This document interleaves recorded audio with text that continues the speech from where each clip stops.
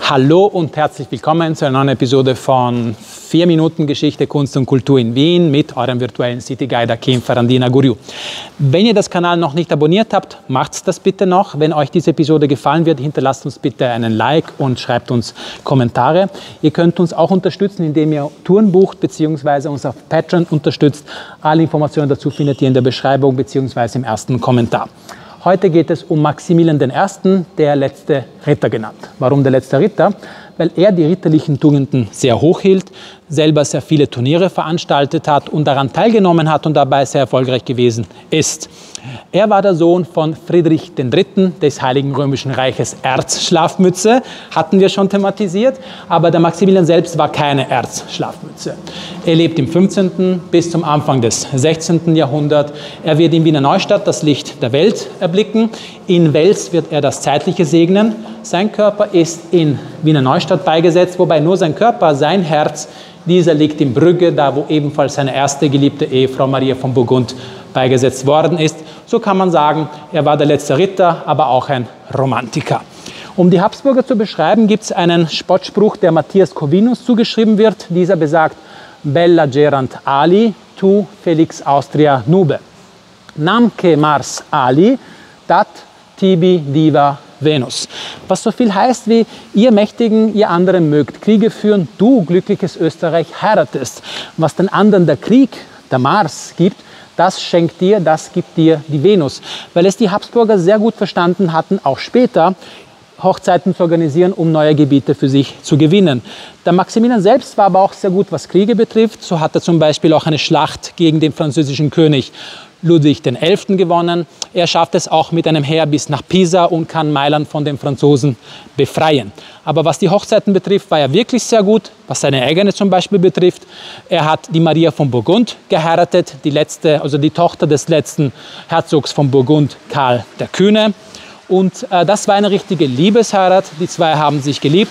Aus dieser Hochzeit entspringen 2 Kinder, die Margarete und der Philipp, der späte Philipp der Schöne, der auch Herzog von Burgund werden wird. Burgund wird aber später für die Habsburger verloren gehen. Dieser Philipp wird die Johanna die Wahnsinnige heiraten. Und sie war die Tochter von Ferdinand von Aragon und Isabella von Kastilien. Ja, jene Isabella von Kastilien, die auch den Christopher Columbus unterstützt hat bei dieser Geschichte mit der Entdeckung Amerikas. Die 2 haben Kinder. Einer davon ist Karl V., der erste König von Spanien werden wird. So kommt auch Spanien zu den Habsburgern. Eine weitere Hochzeit kann auch der Maximilian organisieren, nämlich die Doppelhochzeit 1515 im Wiener Stephansdom. Bei dieser Hochzeit werden 2 seiner Enkel verheiratet. Die Maria und der spätere Ferdinand I. wird versprochen werden. Diese Maria heiratet den Ludwig II.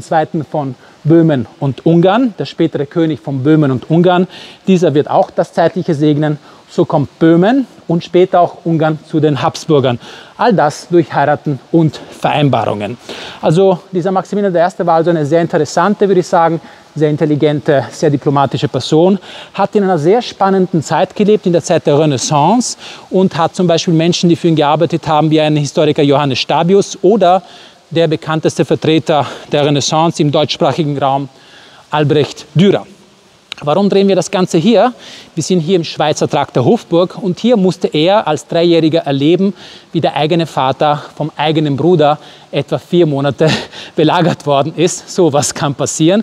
Und hier seht ihr ebenfalls hinter mir eine Krone, weil da befindet sich der Eingang in die Schatzkammer Wien, wo es Objekte aus dem burgundischen Schatz gibt, die mit ihm, Maximilian, in Verbindung stehen, sowie andere weitere Objekte wie die Krone des Kaisers des Heiligen Römischen Reiches.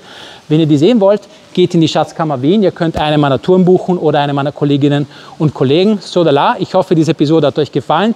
Wir sehen uns dann nächste Woche für die nächste Episode von 4 Minuten Geschichte, Kunst und Kultur in Wien. Danke, danke und alles Gute!